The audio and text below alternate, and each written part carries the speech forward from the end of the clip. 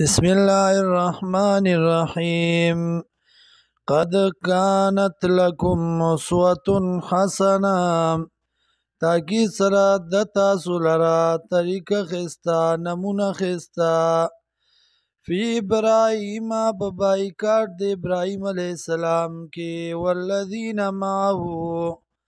او هغه کسان چې د سره اذ قالو کله چویل قومهم کو خپلتا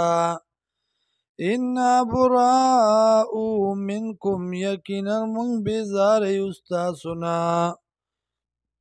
ومما تعبدون او دا غسنا چې عبادت کوي تاسو من دون الله ما سوا د الله نه کفرنا بكم انکار کوم بتاسو باندې وبدا بیننا وبینکم العداوه او کار شوی دا په منځ مونږ او پستاسو کې دشمنی والبغضاء و بغضاء ابدا همیشه حتی تؤمنو بالله تر دې پورې چې ایمان راوړی تاسو په الله وحده یوازې الا قول ابراهیم مگر وینا د ابراهیم علیه السلام لیابی د پاره د پلار خپل لاستغفرن لک چې خامخا بخنه وغواړم تعالی را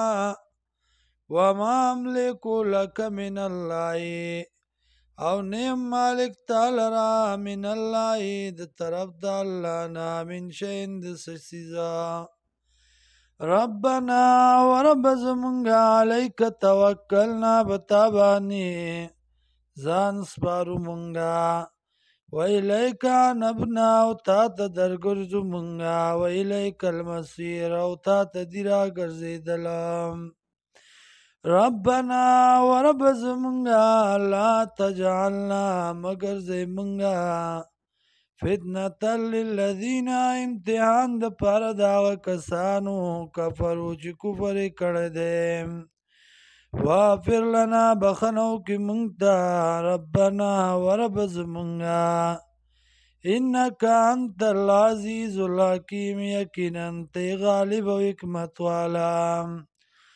لقد کان لکم تاکی سرا دتا سلرا فیہم پدئی کی اسوة حسنا فیہم پدئی کی اسوة حسنا طریقہ خستا لمن کان یر طریقه خستا د پاره د تابعدارای لمن کان یرجو الله د پاره د هغه چا چې امید ساتي د الله والیوم الاخره او د ورځې د آخرت ومن یتولا او څوک چې وګرځېده فإن الله یقینا الله هو الغنی الحمید دغه الله دې بې پروا او ستایلی شوی